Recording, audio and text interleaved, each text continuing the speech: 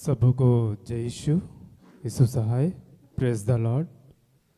मैं प्रार्थना योद्धा के पूरे परिवार और हमारी अगुआ सिस्टर एस्थर और ब्रदर राज की ओर से आप सबों का इस संध्या प्रार्थना में हार्दिक स्वागत, हार्दिक अभिनंदन करते हैं और आशा करते हैं कि आप सभी स्वस्थ होंगे, अच्छे होंगे, प्रभु की शिक्षा और उनके आदेशों के अनुसार चलने का प्रयास कर रहे होंगे। तो ये समय जब प्रभु ने हमें फिर से सुंदर मौका को दिया कि इस घड़ी हम उसकी स्तुति, उसकी आराधना करें, तो हम आज की सूची की ओर आगे बढ़ेंगे। आज की आरंभिक प्रार्थना करेंगी बहन रेनू। आज की आराधना में अगुवाई करेंगी बहन रेनू, बहन वर्षा, साथ दूंगा मैं और बहन अलका और बहन आरती। आज की वचन पढ़ेंगी बहन रेनू और आज के वचन की उद्घोषणा और अंतिम प्रार्थना भाई राज के माध्यम से होगी। तो आइए इस प्रोग्राम को हम आगे बढ़ाते हुए हम लोग प्रार्थना में जाएंगे। आइए हम अपने मनों को शांत करें, प्रभु परमेश्वर से इस घड़ी में जुड़ने का प्रयास करेंगे। अपनी आंखों को बंद करेंगे, हाथों को खुला रखेंगे। आइए हम आरंभिक प्रार्थना में जाएं। हे महान, सशक्तिमान, अनुग्रहकारी जीवित पिता ईश्वर, धन्यवाद करते हैं प्रभु हर एक पल, हर एक क्षणों के लिए जो तूने प्रभु हम सबों को अपनी पंखों तले छत्र छाया में सुरक्षा दिया, संभाला पिता। हर एक पाप, हर एक गुनाह, अपराधों को हम स्वीकारते हैं इस घड़ी में प्रभु। हम प्रभु ना चाहते भी वही गलतियों को प्रभु बार बार करते हैं। हम पर दया कर, हम पर तरस खा पिता। तू तो कहता जो अपने पापों को मान कर उसे करना छोड़ देगा, मैं उस पर दया करूंगा। हे पिता, आज प्रभु हम चलते चलते तेरे मार्ग पे प्रभु गिर जाते हैं, हमें उठा ले, हमें अपने कांधों पर उठा कर लिए चल पिता, हमारे हाथों को थाम ले प्रभु। हाँ पिता, तूने कहा प्रभु परमेश्वर, मांगने वालों को पवित्र आत्मा क्यों ना देगा। हम सारे जन प्रभु, हम एक एक जन तेरी आत्मा की इस घड़ी में मांग करते हैं कि हे पिता, तू अपनी सहायक पवित्र आत्मा को हम में से हर एक में उंडेल, क्योंकि प्रभु तेरी आत्मा के बगैर, तेरे साथ के बगैर हम कुछ भी नहीं कर सकते। मेरे स्वामी, मेरे नाथ, हम धन्य है प्रभु कि हम आपको जानते हैं पिता। हमारे अंदर प्रभु तेरी आत्मा वास करती है। इस घड़ी में पिता, जिन भी निवेदनों को, जिन भी प्रार्थनाओं को तेरे बच्चे इस घड़ी में लेकर आए हैं पिता, हर एक की प्रार्थनाओं को सुनना मेरे स्वामी, हर एक की आंसुओं को प्रभु परमेश्वर तू देखता है, अपनी कुप्पी में भर के रखा है पिता। हम धन्यवाद करते हैं प्रभु उन पलों के लिए भी जब हमारे जीवनों में संकट आई, हम प्रभु ऐसी उलझनों में पड़े, रोगों में पड़े, कष्टों में पड़े पिता। ऐसे क्षणों में जब हम अकेला महसूस किए, हमारा साथ देने के लिए कोई नहीं था, लेकिन सचमुच में पिता उस घड़ी में प्रभु तू ही था प्रभु, जो हम सबों को प्रभु अपनी बाहों में लिए रखा था। उस पलों के लिए और आज के इस पल के लिए हम आपका धन्यवाद करते हैं। ये हम सारे जन प्रभु तुझसे मिलने आए हैं पिता। इस संगति के लिए हम धन्यवाद करते हैं प्रभु कि हम भूले और भटके हुए थे, लेकिन तूने प्रभु हम सबों को, एक एक जन को प्रभु नाम लेकर पुकार कर बुलाया पिता। हम धन्यवाद करते हैं प्रभु इस घड़ी में पिता।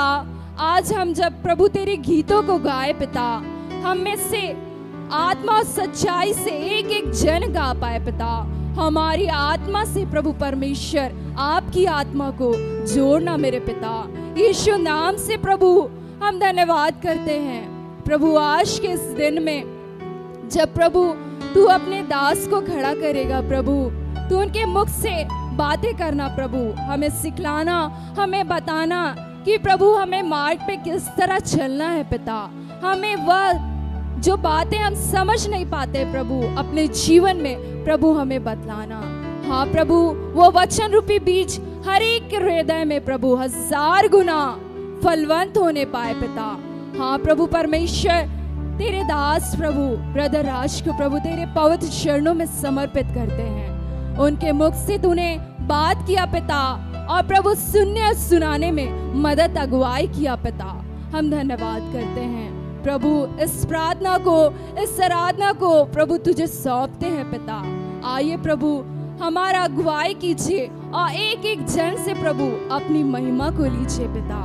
सब कुछ तुझे सौंपते हैं पिता और सारी बातों को तेरे पवित्र चरणों में समर्पित करते हुए यह धन्यवाद की प्रार्थना चढ़ाते हैं उद्धारकर्ता यीशु नाज़री के नाम में। दया से सुनकर अनुग्रह से स्वर्ग के राज्य में ग्रहण कीजिए। आमीन। आइए इस घड़ी में हम अपने अपने जीवन को, खुद को उस ईश्वर को सौंप देंगे और इस गीत को गाएंगे, सौंप दो अपना जीवन, ले लो मेरा जीवन।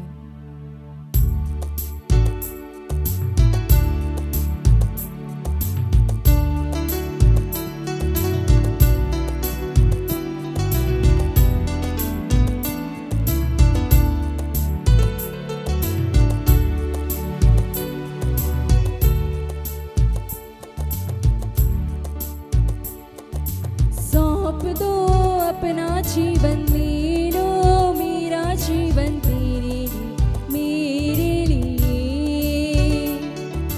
सौंप दो अपना जीवन, ले लो मेरा जीवन तेरे लिए, मेरे लिए।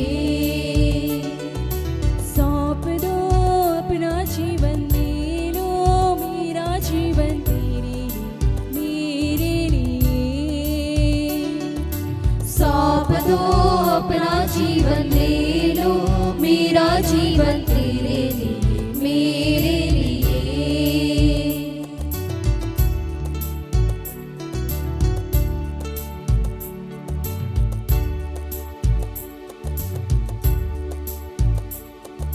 प्रभु यीशु कहता है आनंद जीवन पाने के लिए।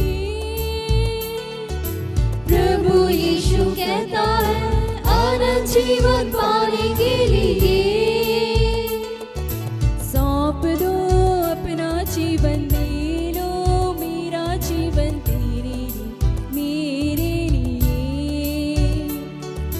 सौंप दो अपना जीवन, ले लो मेरा जीवन तेरे लिए, मेरे लिए।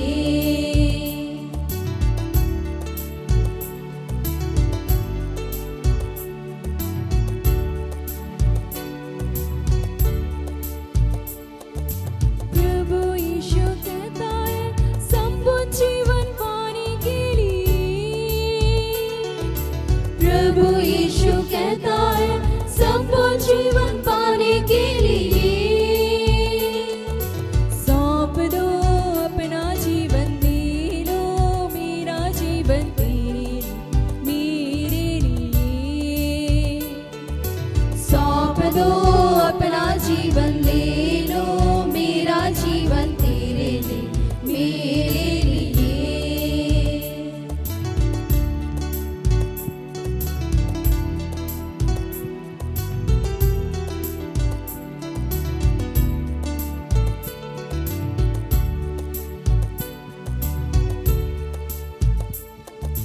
प्रभु यीशु कहता है आनंद सुख पाने के लिए। प्रभु यीशु कहता है आनंद सुख पाने के लिए। सौंप दो अपना जीवन, ले लो मेरा जीवन तेरे लिए, मेरे लिए। सौंप दो अपना जीवन, ले लो मेरा जीवन तेरे लिए, मेरे लिए। सौंप दो अपना जीवन, ले लो मेरा जीवन तेरे लिए, मेरे लिए। सौंप दो अपना जीवन, ले लो मेरा जीवन तेरे लिए, मेरे लिए। तेरे लिए, मेरे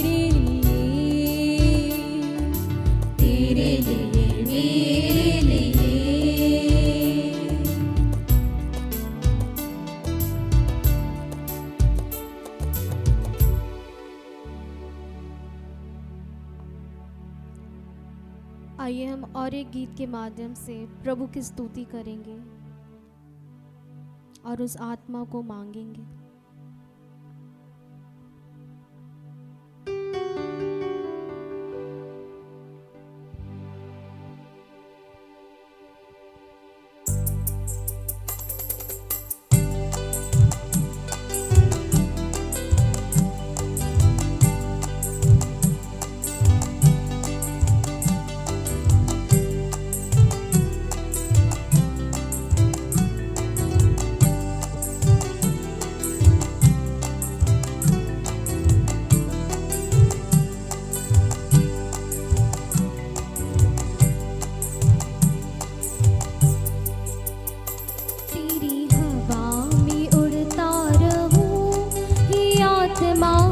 तुझसे संचालित रहूं, तेरी हवा में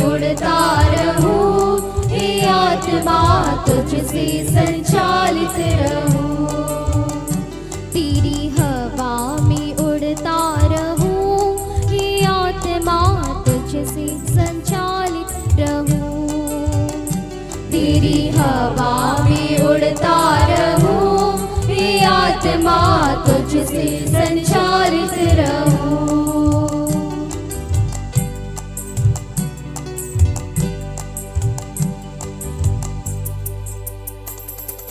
ज्योति में जलता रहूं, ओ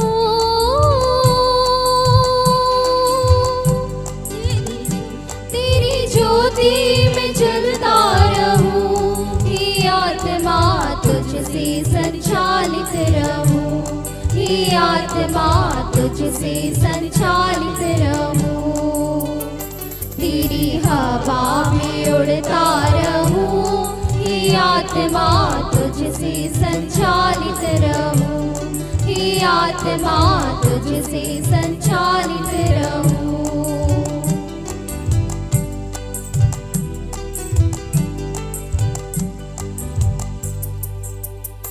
तेरे प्रेम में बढ़ता रहूं, ओ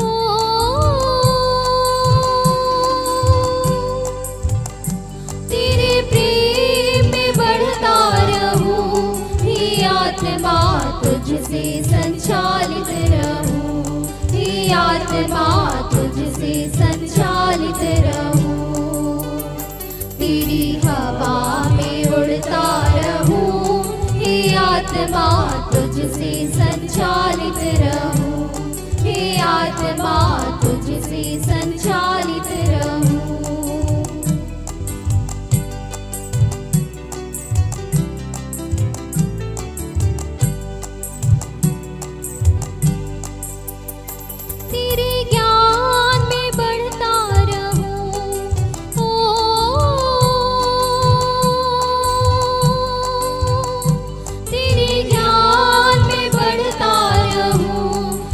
आत्मा तुझसे संचालित रहूं, ये आत्मा तुझसे संचालित रहूं, तेरी हवा में उड़ता रहूं, ये आत्मा तुझसे संचालित रहूं, ये आत्मा तुझसे संचालित रहूं।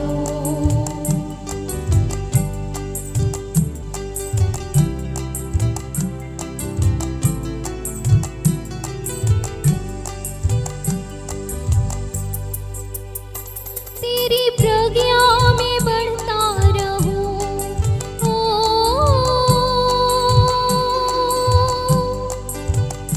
तेरी प्रज्ञा में बढ़ता रहूं, ये आत्मा तुझसे संचालित रहूं, ये आत्मा तुझसे संचालित रहूं, तेरी हवा में उड़ता रहूं, ये आत्मा तुझसे संचालित रहूं, ये आत्मा तुझसे संचालित रहूं।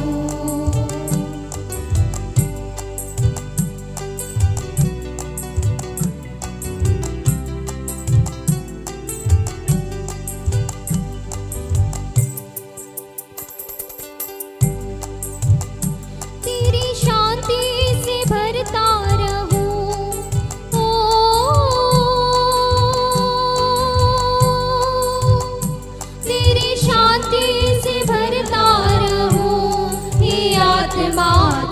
तुझसे संचालित रहूं, हे आत्मा तुझसे संचालित रहूं, तेरी हवा में उड़ता रहूं, हे आत्मा तुझसे संचालित रहूं, हे आत्मा तुझसे संचालित रहूं।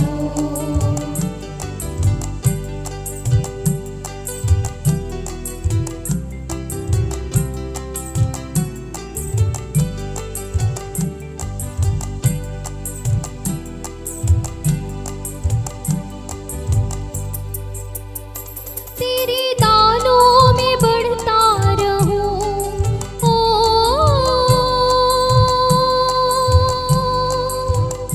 तेरे दानों में बढ़ता रहूं, हे आत्मा तुझसे संचालित रहूं, हे आत्मा तुझसे संचालित रहूं, तेरी हवा में उड़ता रहूं, हे आत्मा तुझसे संचालित रहूं, हे आत्मा तुझसे संचालित रहूं, तेरी हवा में उड़ता रहूं, हे आत्मा तुझसे संचालित रहूं, हे आत्मा तुझसे संचालित रहूं।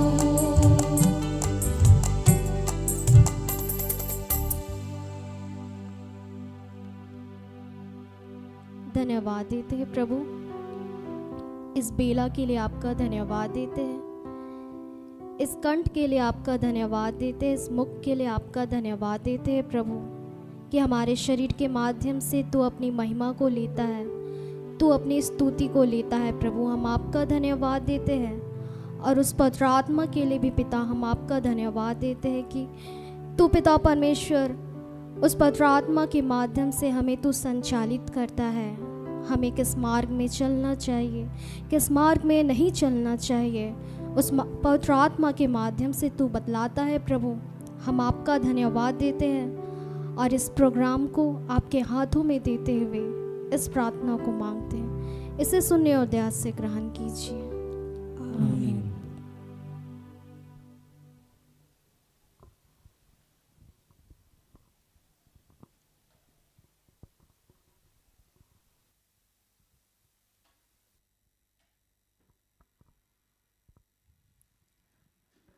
आइए हम आज के दिन के लिए ठहराया गया वचन जिसे प्रभु ने हमारी अगुआ प्रभु की दासी सिस्टर एस्थर के माध्यम से दिया है, हम पाते हैं सुक्ति ग्रंथ नीति वचन अध्याय 11 पद संख्या 28, 30 और 31।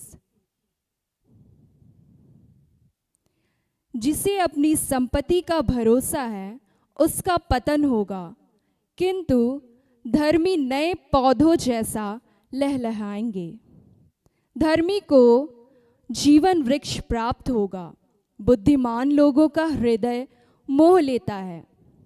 यदि धर्मी को पृथ्वी पर अपने कर्मों का फल मिलता है तो दुष्ट और पापी को क्यों नहीं।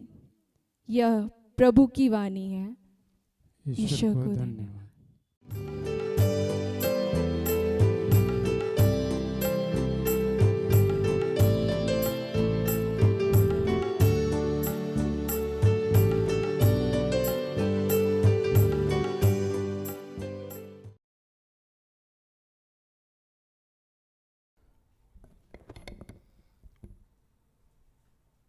सबको जय यीशु। यीशु सहाय। आइए प्रार्थना करें कि हे दयालु पिता, हे स्वर्ग और पृथ्वी के सृजनहार, हे हम सबके रचयिता, हम तेरा धन्यवाद करते हैं आज के सुंदर और आशीषित दिन के लिए जो तूने एक नए अध्याय के रूप में हमारे जीवन से जोड़ दिया। धन्यवाद प्रार्थना परिवार के लिए और ऐसी जितनी संस्थाएं हैं, सेवकाई है, चर्च है, उन सब के लिए तेरा धन्यवाद करते हैं। धन्यवाद सिस्टर एस्थर के लिए और ऐसे जितने तेरे दास दासी हैं उन सब के लिए तेरा धन्यवाद करते हैं। धन्यवाद करते हैं पिता, अब तक हमने वैसा कोई भी कार्य किया हो चिढ़ के, गुस्सा करके, अपना नियंत्रण खो के प्रभु उसके लिए तुझसे क्षमा चाहते हैं कि अपने पुत्र यीशु के लहू से धो के शुद्ध कीजिए, पवित्र कीजिए। और जो भी आज इस वक्त हम सबको सिखाना चाहते हैं, समझाना चाहते हैं, उसके लिए हमारी मदद कीजिए। जो भी डिस्टर्बेंस की बातें हैं, जो भी रुकावट की बातें हैं, वो सब यीशु के नाम से समाप्त करते हैं। धन्यवाद की प्रार्थना प्रभु यीशु के जीवित और पवित्र नाम से मांगते हैं। दया से सुन और स्वर्ग के राज में ग्रहण कर, आमीन।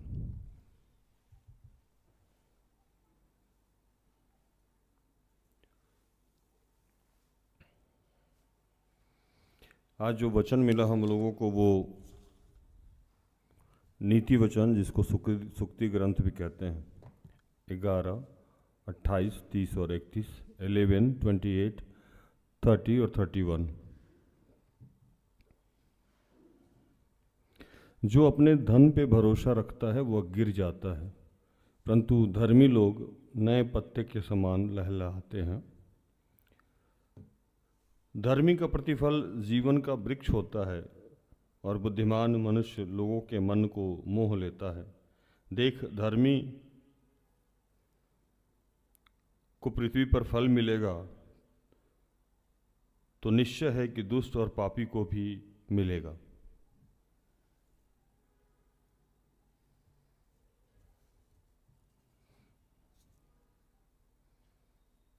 हालेलुया। वचन तो आप लोग समझ ही गए होंगे कि भैया आज किस चीज़ पे बोलने वाले हैं।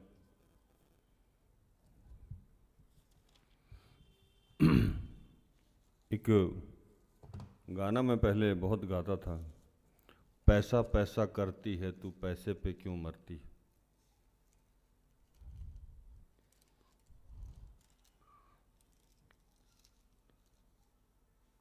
इस बात का तुझे खबर नहीं क्या, तू रब से क्यों नहीं डरती। क्या होता है पैसे की लगाड़ी में ढेरी, है ना। आज का लाइन नहीं गा सकते हैं। तो पैसा पैसा जितना लोग करता है, उससे आज प्रभु बात करने वाला है कि जिसको लगता है कि पैसा ही आज उसका खुदा हो गया है, उसको ये समझना चाहिए कि पैसे से उसके जीवन का कुछ भी बदलने वाला नहीं है। हालेलुया। पैसा से आपके जीवन का कुछ भी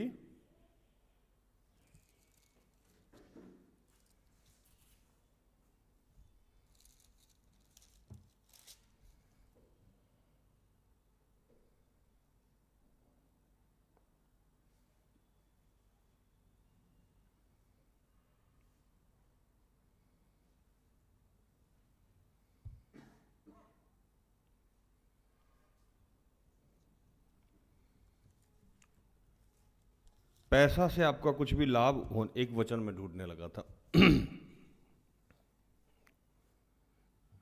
मैं भी बचपन में ऐसा ही था। मुझे लगता था कि पैसे से सारी स्थितियां बदल सकती है, लेकिन मुझे अब पता है कि जब जिस बात की ज़रूरत होती है प्रभु पूरा कर देता है। लेकिन वहाँ तक पहुँचने के लिए, जैसे अभी कुछ देर पहले मैं बता रहा था कि एक अकाउंट में मेरे 500 रुपया था। मैं किसी को दिखा रहा था, ये देखिए 500 रुपया।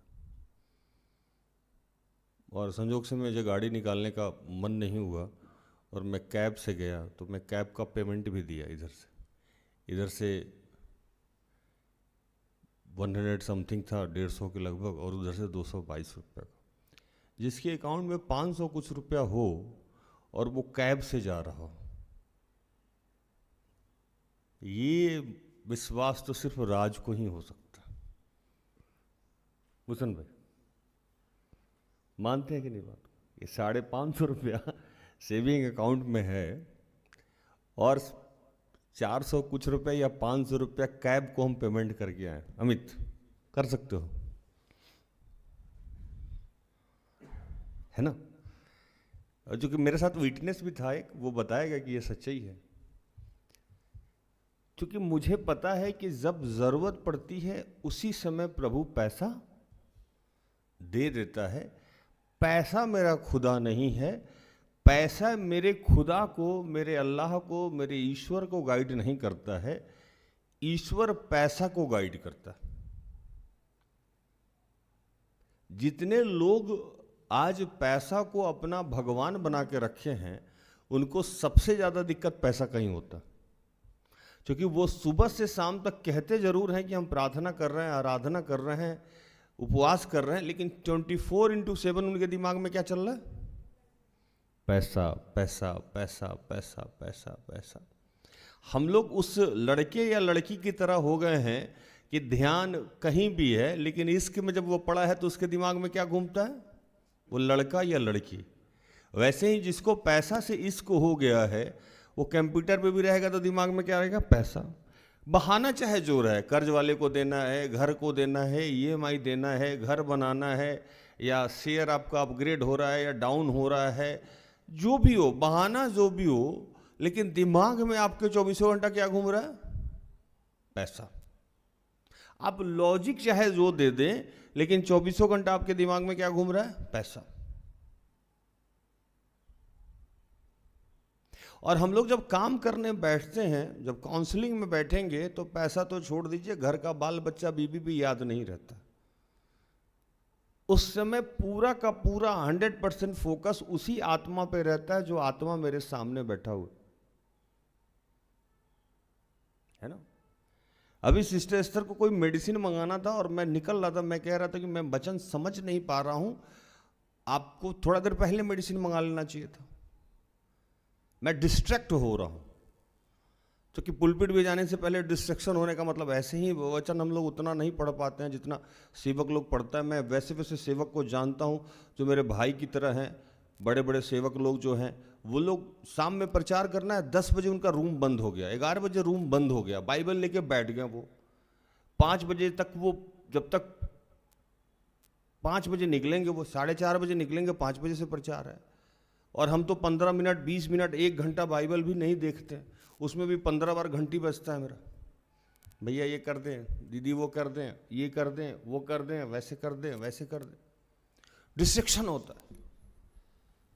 तो जब मेरा बाइबल पढ़ने में डिस्ट्रैक्शन होता है, तो आप जब सारा दिन अगर अपने कर्ज के बारे में सोच रहे हैं तो डिस्ट्रैक्शन नहीं हो रहा है। सारा दिन आप अपने बच्चों का फीस सोच रहे हैं तो डिस्ट्रैक्शन नहीं हो रहा है। इसका मतलब क्या हो गया है? पैसा। और जब तक आप इससे ऊपर नहीं उठेगा, पैसे की जरूरत आपकी पूरी नहीं होगी। मैं बार बार इस बात को कहता हूं कि इस्राएली जनता सारा दिन ये सोचता था कि वो बटेर कहां से खाएगा। लहसुन प्याज वहां मिलता था, यहां मिलता नहीं है। मन्ना, चूंकि अन्न नहीं था, तो वो लोग रोटी खाने के लिए, चावल खाने के लिए तरसता था। दिन भर यही सोचता था कि खाना कहां से खाएंगे। जैसे कोई पेटू आदमी नहीं होता, दिन भर खाना ही खाना खाना, या फूडी आदमी जैसे उसको चारों तरफ सपना में भी खाना दिखता।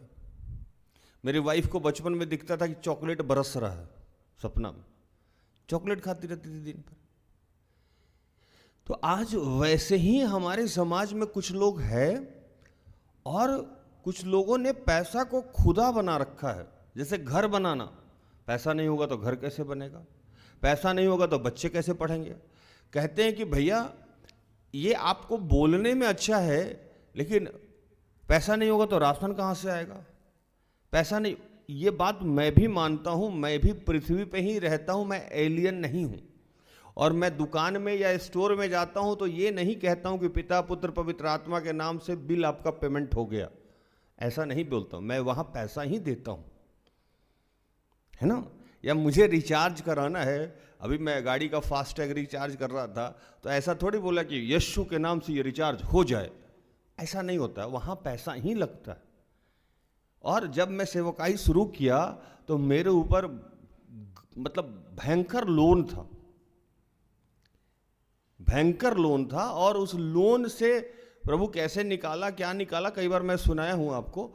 लेकिन तब भी डिस्ट्रैक्शन उस समय वही होता था मेरे जीवन में। मैं खुद ही भी सिस्टर एस्थर से कहता था कि पैसा तो चाहिए ना, पैसा के बगैर कहाँ से होगा। आराधनालय बनाना है तो पैसा चाहिए, ये पैसा चाहिए, वो पैसा चाहिए। लेकिन बात ये नहीं है कि पैसा चाहिए कि नहीं चाहिए, बात ये है कि आपके दिमाग में 24 घंटा क्या घूम रहा है। अगर आप 24/7, जैसे मैं लोगों को कहता हूं कि 24 घंटा आप बीबी बीबी सोच रहे हैं, या 24 घंटा आप पति पति सोच रहे हैं, या जैसे कुछ लोग हैं 24 घंटा उस बच्चा के बारे में सोच रहा है, वो खाया कि नहीं, नहाया कि नहीं, स्कूल गया कि नहीं, पढ़ा कि नहीं। वैसे हमारे समाज में कुछ लोग हैं जो 24 घंटे सिर्फ पैसा सोच रहे हैं। एक तो खुद सोच रहे हैं, दूसरा बच्चों के लिए भी सोच रहे हैं। हम तो वैसे वैसे माता पिता को जानते हैं कि खुद घर बना लिए। एक दिन एक फैमिली में गए, कोई बात हो रही थी, किसी ने, मैंने नहीं, किसी ने उससे कहा कि ये काम और क्यों नहीं करे। मुझे जितना काम करना था कर लिए, अब आगे ये लोग भी तो कुछ कर ले। बचपन से हम अपने बच्चों को ट्रेंड करते हैं पैसा कमाने के लिए, नौकरी करने के लिए। और मैं बार बार कहता हूं कि बचपन से हम अपने बच्चों को तैयार करते हैं नौकर बनने के लिए। क्या बनने के लिए? नौकरी कर लो। कितना बुरा लगता होगा किसी बाप को कि अपने ही बेटा को कहे कि नौकर बनो जाके, और वो गर्व फील करता है, गर्वान्वित महसूस करता है नौकर बनाने में। कभी इस दृष्टिकोण से सोचे हैं? अरे तुम नौकर नहीं बनोगे तो खाओगे कहां से? नौकरी और नौकर में क्या फर्क है? कोई फर्क है क्या? है ना? लेकिन नौकर कहने पे खराब लग रहा है, सर्वेंट कहने पे, नौकरी कहने पे अच्छा लग रहा है। बात तो वही है। सर्वेंट ऑफ गवर्नमेंट या सर्वेंट ऑफ गॉड, दोनों में फर्क तो बहुत हो जाता है। एक 500 रुपया पे जो काम कर रहा है चाय के दुकान पे, है रामू इधर आ, है ना, और वही 50,000 रुपया देके, है रोनी इधर आ। आपके सीनियर आपसे ऐसे ही बात करेंगे? आप भी तो नौकर ही हैं। और बचपन से ही आपके मन में डाल कौन रहा है? आपके मम्मी पापा, आपके सोसाइटी के लोग, आपके बड़े बड़े लोग। छोटा नौकर या बड़ा नौकर, नौकर ही बनाने के तब्दील में हम लगे हुए हैं।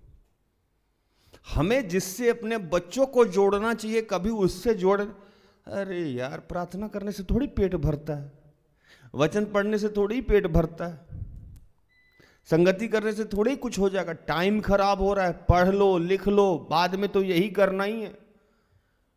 ये सब काम ना बुढ़ापे में शोभा देता है। बुढ़ापे में पंच बन जाना, चर्च का काम कर लेना, घर बर बना लो, पहले सेटल हो जाओ। ये है कि नहीं? सच्चाई है ना? उसी पे आज हमारा कहानी आधारित है। पहले वचन में कह रहे हैं, जो अपने धन पे भरोसा रखता है वो गिर जाता है, परंतु धर्मी लोग नए पत्ते के समान लहलहाते रहेंगे। आपको अपना फेथ धन से हटा के कहां ले जाना है? ईश्वर पे। धर्मी कैसे होइएगा? ईश्वर का जब काम करिएगा। और धर्मी का पहला गुण क्या होता है? बाइबल ये बताता है। धर्मी का गुण प्रार्थना करना नहीं, धर्मी का गुण बाइबल पढ़ना नहीं, धर्मी का गुण उपवास करना नहीं। 25 पढ़िए, नीति वचन 11 का 25।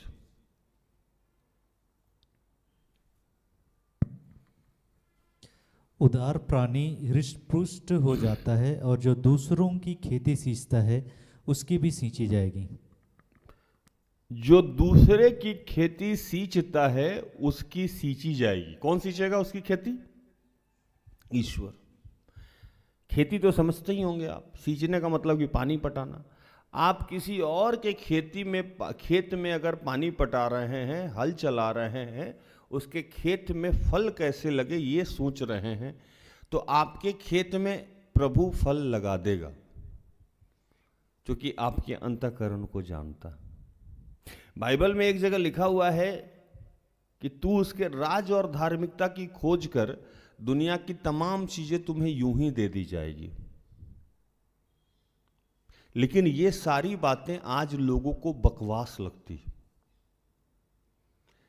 बाइबल में एक जगह लिखा हुआ है, नीति वचन 11 का 4 पढ़ो।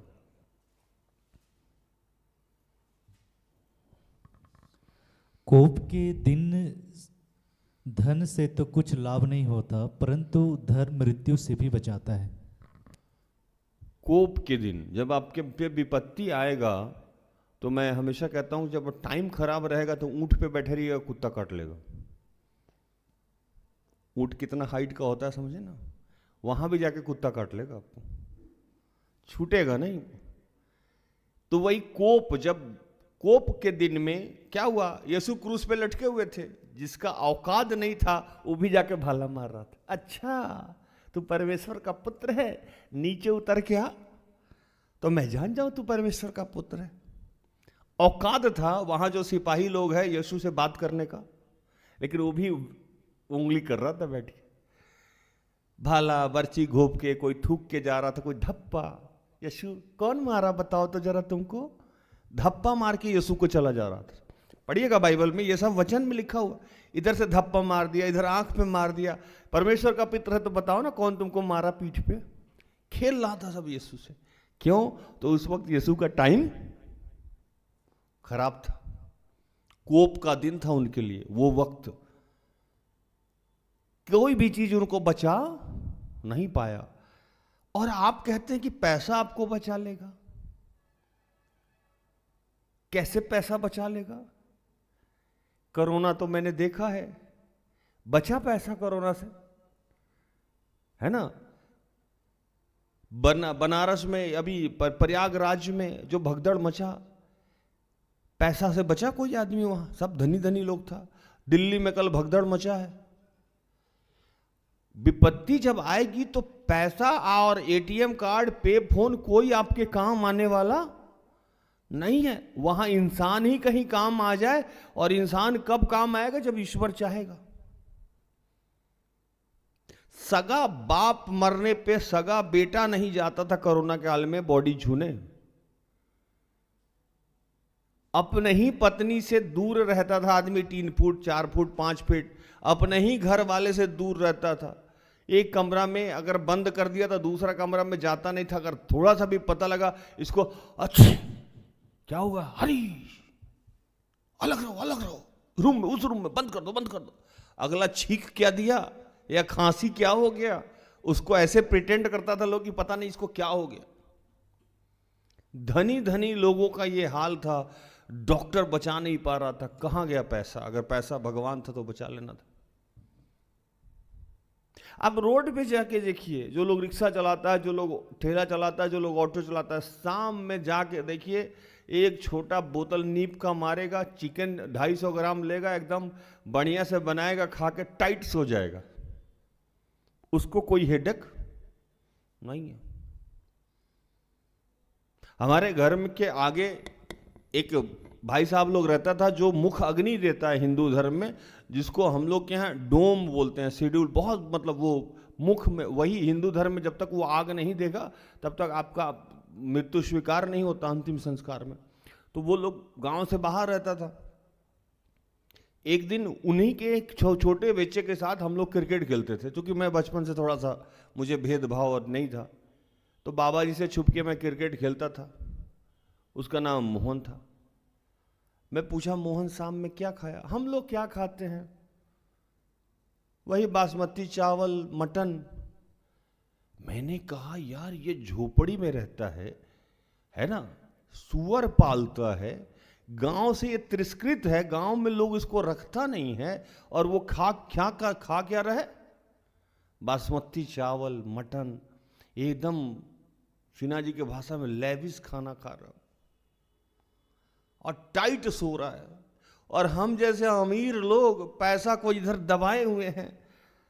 प्याज नमक रोटी लाता, घी लाता, ये पैसा रखे हुए हैं बैंक में, सड़ा रहे हैं। 26 लाख रुपया सड़ रहा है, 80 लाख रुपया सड़ रहा है। ब्याज आने दो धीरे धीरे, कैसे खर्चा चले? उतना ही पैसा है ब्याज का, 8,000 रुपया, 10,000 रुपया, 12,000 रुपया। एक आदमी से मैंने आज पूछा, शॉपिंग क्यों नहीं कर रहे हो शादी का? पैसा नहीं है। मैंने कहा सेविंग अकाउंट में 1,10,000 रुपया, फिक्स में 2 लाख रुपया। मैंने कहा शॉपिंग क्यों नहीं कर रहे हो? मेरा नहीं है, मम्मी का है। मैंने कहा तुम्हारे और भी भाई बहन है? तो नहीं, इकलौती तुम हो, नॉमिनी तुम ही हो, खर्चा कर लो यार, दोबारा थोड़ी शादी होगा। इतना स्कार्सिटी में अगला है जैसे पैसा ही नहीं है।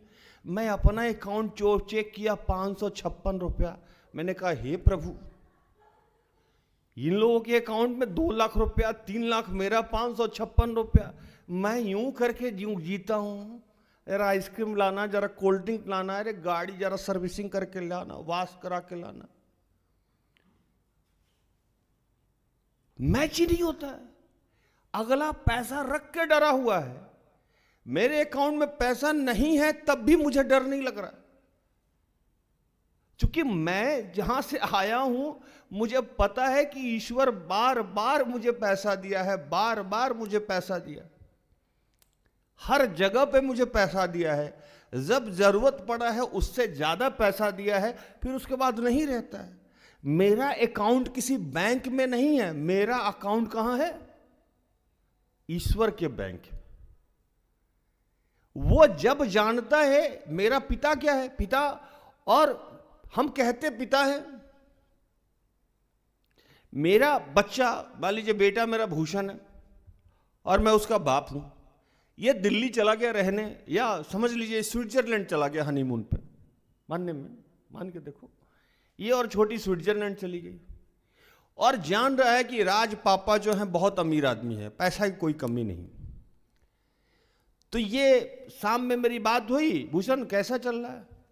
अरे रेडिसन ठीक नहीं लगा भाई, इससे कुछ दूसरा होटल देखिए, ये छोटी ना, इसमें अनकंफर्ट फील कर रही रेडिसन, बात करने में क्या जाता है ना, यहाँ का खाना ठीक नहीं लग रहा, और अकाउंट में मेरे पैसा कम था, कोई बात नहीं, अब इतना ही बोल दिया ना, हो गया, हम जानते हैं तुम्हारे अकाउंट में, यहां से क्या करेंगे हम, सीधा ट्रांसफर मार दी। संसारिक पिता जब अपने बेटे भूषण को पैसा ट्रांसफर मार सकता है, तो मेरा आत्मिक पिता मेरी जरूरत पर मेरे अकाउंट में पैसा दे सकता है या नहीं दे सकता? हाँ या नहीं? दे सकता है ना। ये सोच ही आपका वहां नहीं पहुंचता है कहने के लिए हे पिता, हे परमेश्वर, हे पिता, हे परमेश्वर, हे अल्लाह कहते हैं, पापा जी, सोना बाबू कहते हैं, लेकिन जैसे समस्या आती है वो पापा गए तेल लेने, अब सीधा हमारा फोकस कहां चला गया? पैसा पे। मेरे पापा तेल लेने नहीं जानते, मेरे पिता ईश्वर हैं और मैं जानता हूं कि मेरी हर आवश्यकता को वो जब चाहे, जिसके माध्यम से चाहे पूरा कर सकता है। एलिया नबी को एक औरत मारना चाहती थी, ईश्वर बोला तू यहां से जा, बोला प्रभु वहां खाने पीने का कोई तो सुविधा है नहीं, बोला तू जा फलाने नाले के किनारे सोना, बाकी मैं देख लूंगा। कैसे भोजन जाता था वहां? अरे कौवा के माध्यम से भोजन जाता था, कौवा भोजन लेके जाता था। अचानक से पत्थर पे गरम रोटी, सोचो जंगल में गरम रोटी अचानक से आ जाता था। इसको कहते हैं कि वो मानता था एलिया नबी कि वो उसका पिता है। एलीशा नबी के पास एक बार नमान गए और वो कोढ़ से चंगा होने चाहते थे, भर भर के गाड़ी में ठेला में सोना लेके गए और बोला कि एलीशा बाहर आके मिल लीजिए और मेरे सर पे हाथ रख के प्रार्थना की। वो बोला जाकर डुबकी मार उस नदी में, भड़क गया वो, और कोई सोना चांदी इनका वो लिया नहीं, क्योंकि उसको पता था कि नामान से ज्यादा धनी मेरा पिता है।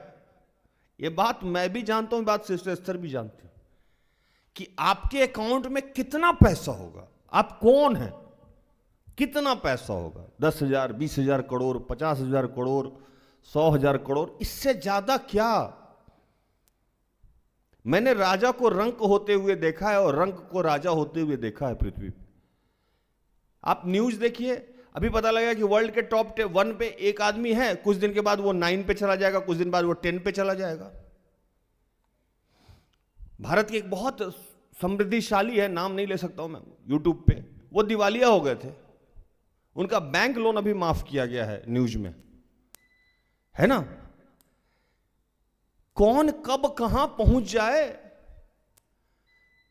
ये मुकद्दर की बात है, किसको कितना मिले ये मुकद्दर की बात है। लेकिन हम सारा दिन जो सो कॉल्ड विश्वासी है, हमारे दिमाग में एक ही बात चल रहा है, पैसा, घर, सेटलमेंट। हे पिता, पवित्र आत्मा, तूने कहा कि मांगने वाले को पवित्र आत्मा क्यों नहीं दी जाती है, और यहां दिमाग में चल रहा वैकेंसी कौन सा था। हे पिता, मांगने वाले को पवित्र आत्मा यहाँ वो पता नहीं वो लड़की पटेगी नहीं पटेगी। हे पिता, मांगने वाले को पवित्र आत्मा क्यों नहीं दी जा रही है? सुबह में कर्जा वाला आएगा। ये दिमाग में ऐसे ही चलता हम लोग की प्रार्थना। क्या भूषण, ऐसे ही चलता रहता है प्रार्थना। हम कह जरूर रहे हैं कि हम प्रार्थना कर रहे हैं, दिमाग में और मन में ईश्वर आता ही नहीं है। और लास्ट में कहेंगे घंटों प्रार्थना किए, कनेक्ट नहीं हुए। अरे भैया, कनेक्ट तो आप लड़की से थे, कनेक्ट तो आप नौकरी से थे, है ना। हम लोग एक मोटू पतलू देखते थे, कभी उन्नति देखती है। मोटू पतलू जैसे भागता था, मोटू उसको समोसा दिमाग में नजर आने लगता था, है ना। एक भीम का वो देखते थे हम लोग, उसमें उसको लड्डू दिमाग में आने लगता था, वो भागता था तो भीम का लड्डू मुंह में खाया, उसका एनर्जी आया। आपके जो मन में चल रहा है वही असली प्रेयर है आपके। उस समय आपको उठ जाना चाहिए प्रेयर से, क्योंकि आपके मन में तो नौकरी बैठा हुआ है। अरे यार, इस साल नौकरी नहीं हुआ तो कहीं शादी न कैंसिल हो जाए मेरा, ये घूम रहा दिमाग में चल रहा। आप कभी भी पिता से कनेक्ट ही नहीं कर पा रहे हो। पिता मुस्कुरा रहा है, इसको तो मेरे ऊपर ट्रस्ट ही नहीं है, इसको तो नौकरी के ऊपर ट्रस्ट है, इसको तो वाइफ के ऊपर ट्रस्ट है, इसको तो घर के ऊपर। घर नहीं हुआ तो कैसे सरवाइव करेगा? अगर ये मेरे मुंह से निकल रहा है, आपको पता है मेरा अपना घर नहीं है, हम कैसे रहेंगे, कैसे सरवाइव करेंगे? आप घर की वजह से थोड़ी सरवाइव कर रहे हो। मैं सिस्टर एस्टर को अभी सुबह में बोला, सिस्टर एस्टर, मैं 2007 नहीं 2003 से मैं रेंट पे रहता हूं। आज ये कौन साल चल रहा है भाई? 22 साल में मैं जितना रेंट दिया हूं उतना में अपना घर तो मेरा हो जाता कि नहीं? मैं तो बेवकूफ हूं। और मेरे दिमाग में जब लोग बोलता है कि घर नहीं, तो मैं सोचता अच्छा मेरा भी घर नहीं है। उसके पहले आता ही नहीं है। आज तक मेरे दिमाग में यह बात नहीं है कि बेटा नहीं है। ये सारी बातें दिमाग में नहीं आती हैं हम लोगों की। लेकिन जब हम लोग किसी नॉर्मल व्यक्ति से मिलते हैं तो वो सिर्फ बात करता है पैसा का, सेटलमेंट का। सेटलमेंट का मतलब पैसा और पैसा का मतलब सेटलमेंट। गलत बोल रहा। जो लोग YouTube पे जिनको लग रहा है कि हम गलत बोल रहे हैं तो लिखिए कि गलत बोल रहे हैं, नहीं तो सही बोल रहे हैं तो लिखिए यस, और गलत बोल रहे हैं तो लिखिए नो, है ना। सारा दिन दिमाग में यही घूम रहा है, पैसा पैसा करती है तू, पैसे पे क्यों मरती है। सारा दिन पैसा पैसा पैसा पैसा, सेटलमेंट पैसा सेटलमेंट। और कभी देखना, जो आज मैं विजुअल करा रहा था कि आप प्रार्थना में बैठना या बाइबल पढ़ने बैठना, तो क्या आपके दिमाग में वो चीज नहीं आता? वो वही चीज आएगा। इसलिए मैं कई बार लोगों को बोलता हूं जोर से आराधना करो, जोर से प्रार्थना करो। जोर से प्रार्थना और आराधना मैं क्यों बताता हूं, आज राज की राज खोलता हूं।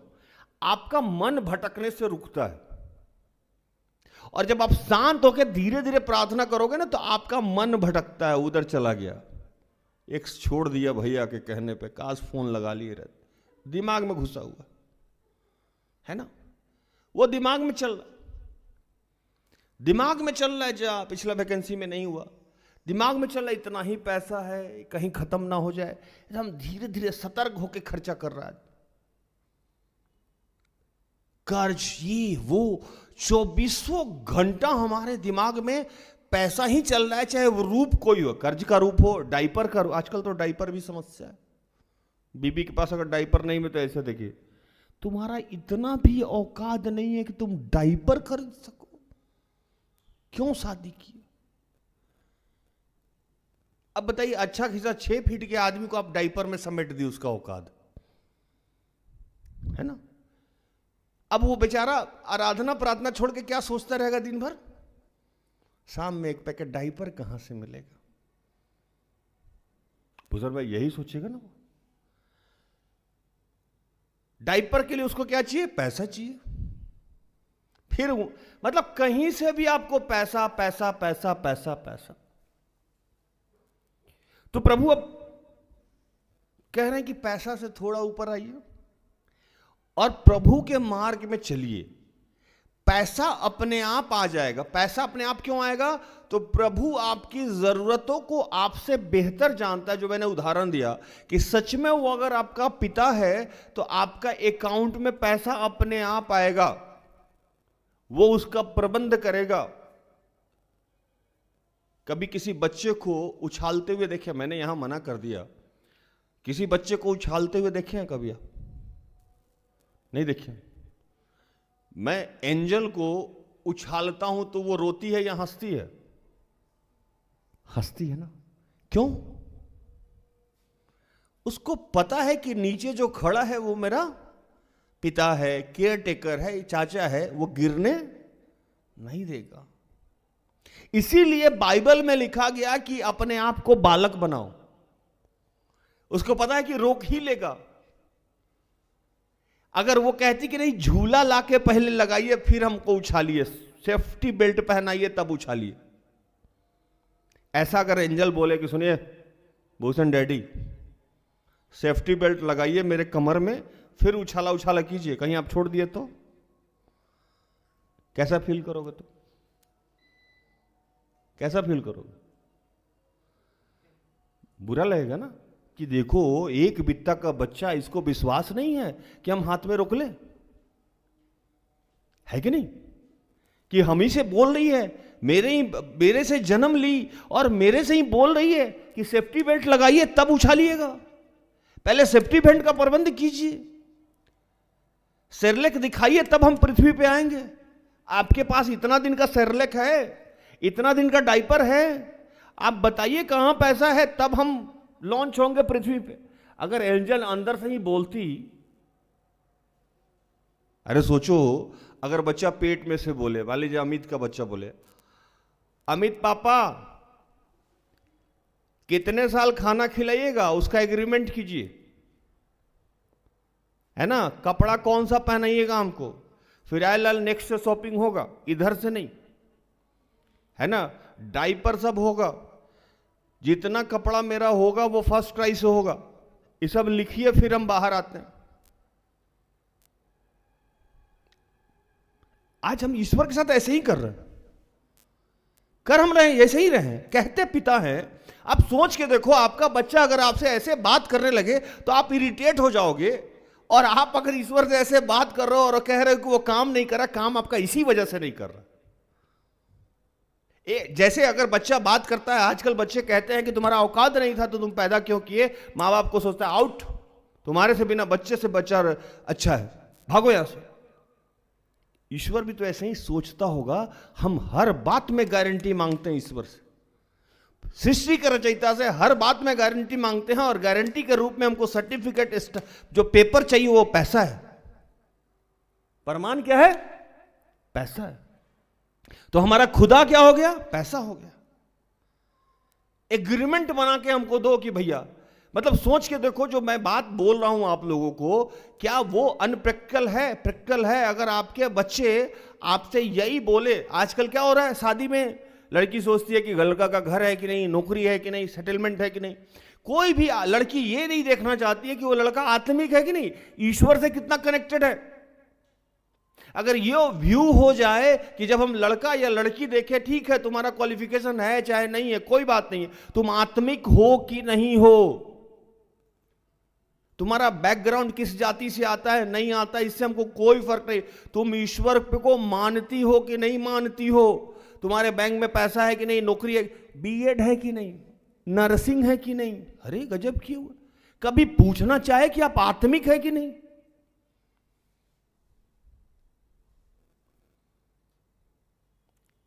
ये पैसा को भगवान बना दिया है हमने, और कहते हैं कि हमारा जीवन में काम क्यों नहीं होता है। अब आगे चलिए, कुछ बाइबल भी सुन लीजिए। क्या भूषण भाई?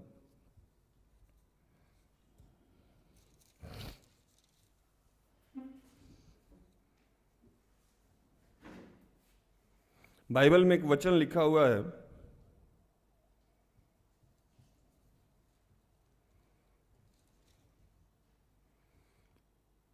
लूका 16 का 13 पढ़ो।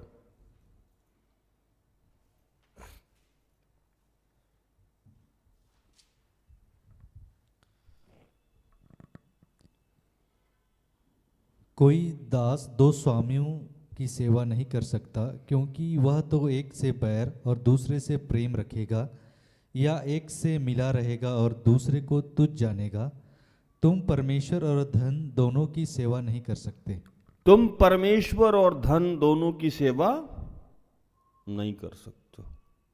आज वो तमाम लोग स्कार्सिटी में हैं। धन है भी तब भी चिंता में है, धन है तब भी बीमारी है, परेशानी है, घर है लेकिन रह नहीं रहा है, सुख नहीं है, शांति नहीं है, क्लेश नहीं है, क्योंकि उसने धन की सेवा की है, परमेश्वर की सेवा उसने नहीं करी है। और कोई भी व्यक्ति किसी एक इंसान का ही सेवा, किसी एक का ही सेवा कर सकता है। दुनिया में दुई गो डहर, कौन डहर जाता है ना? क्या भूषण भाई गाओ तो एक लाइन ये गाना। दुनिया में दुई गो डहर, कौन डहर जाबे। दुनिया में दुई गो डहर, कौन डहर जाबे। स्वर्ग जाबे कि नरक जाबे। आखिरी लाइन इसका, दुनिया में दुई गो स्वामी। दुनिया में दुई गो स्वामी के कर सेवा करबे। ईश्वर सेवा करबे कि शैतान सेवा करबे। और पृथ्वी के सारे चीज पे, विशेषकर सुख समृद्धि धन पे किसका अधिकार दिया गया है? शैतान का। अगर आप बहुत सेटलमेंट कर रहे हो, वैसे भी कल हमको एक आदमी बोला कि आप उल्टा ही प्रचार करते हो। अब तक जो हम लोग प्रचार सुने थे, आप जो प्रचार करते हो उल्टा ही, उल्टा नहीं, आप अभी तक आपने उल्टा सुना था, अब सीधा प्रचार सुनते हो। अगर जिसको ज्यादा घर घर घर घर घर है ना, जिसको ज्यादा नौकरी नौकरी नौकरी नौकरी, पैसा पैसा पैसा, रूप तो इसका पैसा ही है। तो पैसा के ऊपर जो अधिपत्य दिया गया है वो किसको दिया गया है? शैतान को। इसीलिए जब यीशु की परीक्षा की जा रही थी, है ना, वो चैप्टर को निकालिए। यीशु की जब परीक्षा की जा रही थी तो शैतान ने यीशु से एक बात कही, बड़ी इंटरेस्टिंग, आपको याद रखना चाहिए।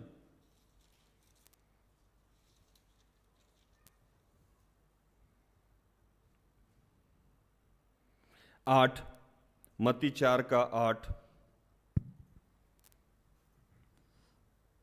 फिर इबलीस उससे एक बहुत ऊंचे पहाड़ पर ले गया और सारे जगत के राज्य और उसका वैभव दिखाकर उससे कहा,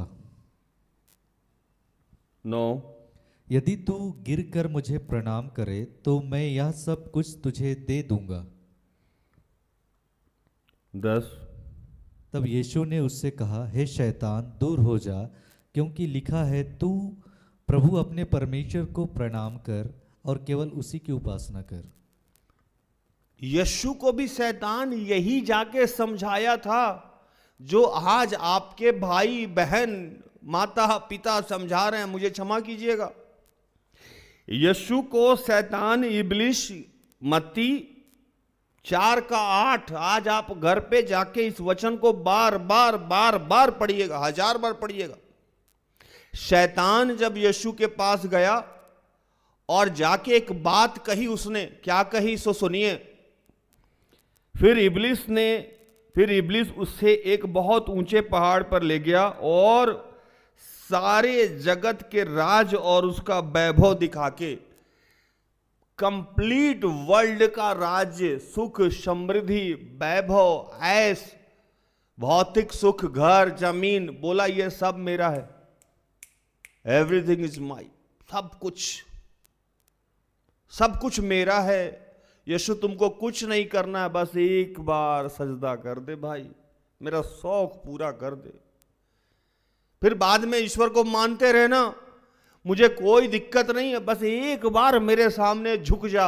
यीशु एक बार झुक जा, तुमको कोई किसी भी चीज का दिक्कत नहीं होगा। रेंज रोवर से लेके हर गाड़ी, हर सुख सुविधा मेरे कंट्रोल में, मैं तुम्हें दे दूंगा। आज यही स्थिति हमारी और आपकी है। यही स्थिति हमारी और आपकी है। हमको सारा दिन शैतान कभी पिता के माध्यम से, कभी माता के माध्यम से, कभी भाई के माध्यम से, कभी किसी के माध्यम से ये समझाता है, और हम वहां जाके क्या हो जाते हैं भूषण भाई? झुक जाते हैं। अनजाने में हम आज शैतान को सलाम करते हैं।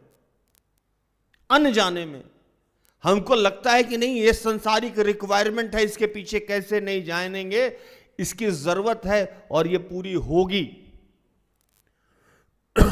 हो जाती है। लेकिन इसको आपने सलाम कर दिया है, इसकी प्राथमिकता आपने बढ़ा दी है। यीशु ने इनकार कर दिया वहां, और कहते हैं कि तब यीशु ने उससे कहा, हे शैतान दूर हो जाओ, क्योंकि लिखा है तू प्रभु अपने परमेश्वर को प्रणाम कर और केवल उसी की उपासना कर। तब शैतान उसके पास से चला गया, और देखा स्वर्गदूत उसके पास आके सेवा करने लगे। यहां तक आपको इनकार करना होगा।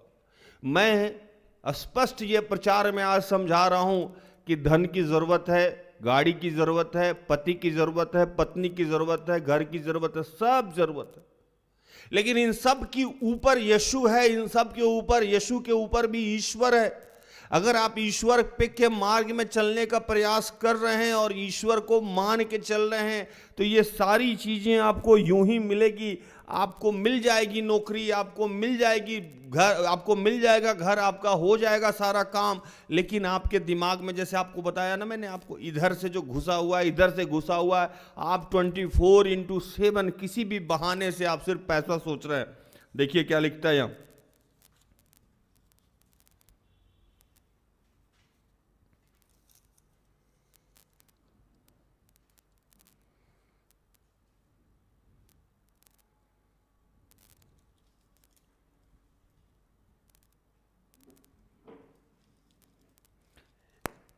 एक दृष्टांत, एक धनवान व्यक्ति यीशु के पास गया। लूका 12 का 13 से लेके 21 तक में ये कहानी पढ़ने को मिल जाएगा। तो धनवान व्यक्ति गया और कहा, यीशु हे रब्बी, एक काम करिए, मेरे घर चलिए और मेरे भाई से कहिए कि बंटवारा कर दे, संपत्ति बांट दे। यीशु बोला, ये मेरा काम नहीं है, मैं तुम्हारे संपत्ति का बंटवारा क्यों कराऊं, है ना। तो प्रभु कहे कि चौकस रहो, कहीं आप लोभ में तो नहीं पड़ जाओगे।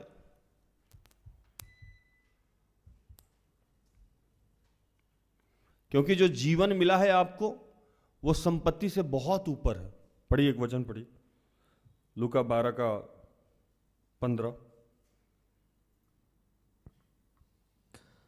और उसने उनसे कहा, चौकस रहो और हर प्रकार के लोभ से अपने आप को बचाए रखो, क्योंकि किसी का जीवन उसकी संपत्ति की बहुतायत से नहीं होता। किसी का भी जीवन उसके संपत्ति से उसको आकलन नहीं किया जा सकता। संपत्ति आपकी सुरक्षा नहीं करेगी। कोप के दिन में धन का कोई लाभ नहीं होता है। कोप के दिन में हमेशा ईश्वर के सामर्थ्य से ही काम आएगा, और ईश्वर के सामर्थ्य पाने के लिए आपको दूसरे की मदद करते रहना होगा। जो मैंने आपको बताया कि जो दूसरे की खेती सींचती है उसको आप सींचा जाएगा। एक आदमी बैठ के, इसी वचन में जब आगे पढ़िएगा, किसी धनवान व्यक्ति ने खूब धनवन अर्जित किया और कहने लगा कि एक स्टोर हाउस बनाएंगे, बैंक में रुपया रखेंगे और ब्याज से खाएंगे, है ना। लास्ट में प्रभु ने, परमेश्वर ने कहा, हे मूर्ख। ऐसे लोगों को प्रभु क्या कहता है? रश्मि, ऐसे लोगों को प्रभु क्या कहता है? हे मूर्ख, है ना। जो लोगों को लगता है कि बैंक में पैसा रख के और इंटरेस्ट से या जैसे भी हम जी सकते हैं, उनको प्रभु क्या कहता है? हे मूर्ख। पढ़िए वचन 20, लूका 12 का 20।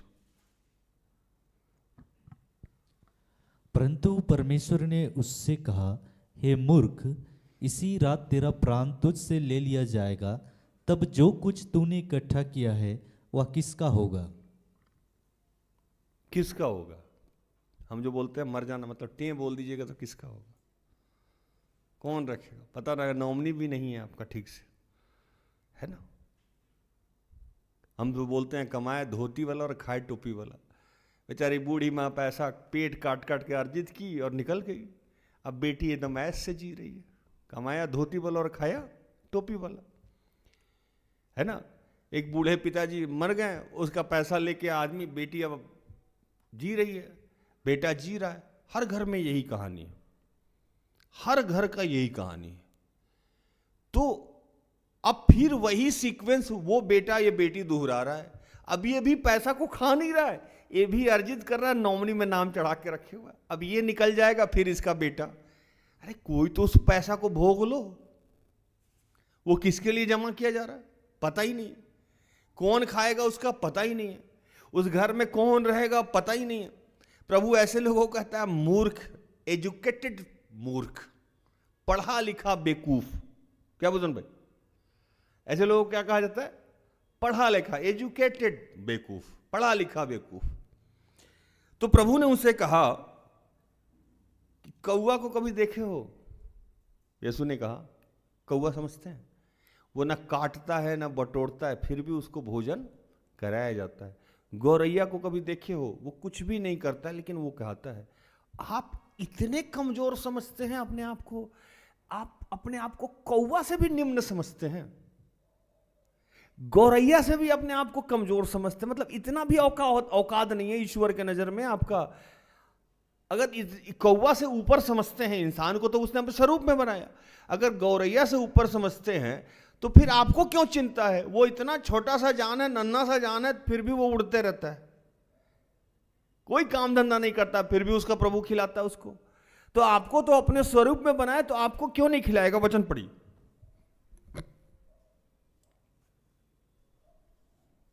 बाईस, 23, 24। और प्रभु कहा कि अगर आप ऐसा नहीं सोचते हैं तो इसका मतलब कि आप गैर विश्वासी, आप अविश्वासी हैं। परमेश्वर पे भरोसा रखने का मतलब ही यही होता है कि अपना बोझ उस पे डाल दो। जैसे मैंने उस छोटे बच्चे का उदाहरण दिया कि जब उसको उछाला जाता है तो वो खिलखिलाता है। अब एंजल या हमारे यहाँ जो सबसे छोटी बच्ची है अनुष्का, ये सब रात में सोती होगी, तो ये थोड़ी सुबह सोचती होगी कि सेरेलैक कहां से आएगा, सोच के सोती होगी क्या? ये दूध कौन देगा? लेकिन हम तो सोचते हैं कल क्या होगा, परसों क्या होगा, तरसों क्या होगा। और प्रभु दबा दबा के अभी आशीष दिया है, उससे हम खुश नहीं हैं। कल क्या होगा इस चिंता में आज हम बर्बाद किए हुए। पढ़िए, वचन पढ़िए। फिर उसने अपने चेलों से कहा, इसलिए मैं तुमसे कहता हूँ अपने प्राण की चिंता ना करो कि हम क्या खाएंगे, न अपने शरीर की कि क्या पहनेंगे, क्योंकि भोजन से प्राण और वस्त्र से शरीर बढ़कर है। कौवों पर ध्यान दो, वे ना बोते हैं ना काटते, ना उनके भंडार और ना खत्ता होता है, तो भी परमेश्वर उन्हें पालता है। तुम्हारा मूल्य पक्षियों से कहीं अधिक है। कह रहे हैं कौवा से तो ज्यादा इंपॉर्टेंट है ही आप, कम से कम ये तो सोचिए। और मैं बताऊं कि जितने लोग इस बॉडी लैंग्वेज से जीते हैं उनको जीवन में कभी कोई समस्या नहीं होता। इसी को ट्रस्ट कहते हैं। प्रभु ऐसे ही लोगों की भरपाई करता है, जरूरतों को पूरा करता है। इसीलिए आज हमारे समाज में देखे होंगे कि कुछ लोगों की रिक्वायरमेंट पूरी नहीं होती है, वो चाहे जितना भी प्रार्थना आराधना कर रहा है, क्योंकि उसने नहीं जानते हुए भी वो अपना खुदा किसको बना के रखा है? पैसा का। बोलने के लिए वो बोल रहा है कि हम प्रार्थना में हूं, इसलिए उसका कर्ज नहीं जा, इसलिए उसकी समस्या, लेकिन वो 24 घंटा सोचता क्या है? पैसा। वो फरीसी की तरह हो गया है, वो उस कब्र की तरह हो गया कि ऊपर से तो पूरा एकदम वाइट प्लेन दिख रहा है भक्त टाइप का, लेकिन अंदर उसके क्या है? कब्र में क्या मिलता है? पत्थर। तो वैसे ही आज हमारे समाज में कुछ ऐसे विश्वासी हैं कि ऊपर से देखने में विश्वासी हैं, लेकिन अंदर उसका खोखला है, अंदर उसके दिमाग में गारंटी चाहिए। अरे प्रभु साबुन बेचता है, टीवी बेचता है कि आपको गारंटी देगा कि आप जी जाइएगा, आप खा लीजिएगा। क्यों दे वो आपको गारंटी? आप होते कौन है उससे पूछने वाला कि मेरा जीवन कैसे चलेगा? आपको तो बस रोज धन्यवाद दे के आगे बढ़ जाना चाहिए। इसीलिए जब प्रार्थना प्रभु से पूछा गया, यीशु से पूछा गया कि हमें प्रार्थना सिखाइए, तो उसमें एक लाइन है, आज की रोटी आज हमें दे, कल वाला नहीं, परसों वाला नहीं, आज की बात करिए। इसीलिए एक वचन में लिखा गया, कल की चिंता कल पे छोड़ दे, आज के लिए बहुत है। कल के पे मैं हर बार ये बात कहता हूं कि लोग या तो भूत में जीता है या तो भविष्य में जीता है, वर्तमान में जीता ही नहीं है। जो वर्तमान में जीता है वही विश्वासी है। भूत में जिएगा तो दुखी रहिएगा, फलाना ने ये कर दिया, ढिकाना ने ये कर दिया, वो मेरे साथ एक कैसे कर दिया।